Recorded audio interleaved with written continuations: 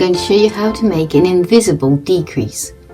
This is basically far better in Amigurumi because it makes the finished shape look smoother. So what we do is we go into the next 2 stitches and take the front loops only, like that, and put the hook in the front 2 loops. So we now have 3 loops on the hook.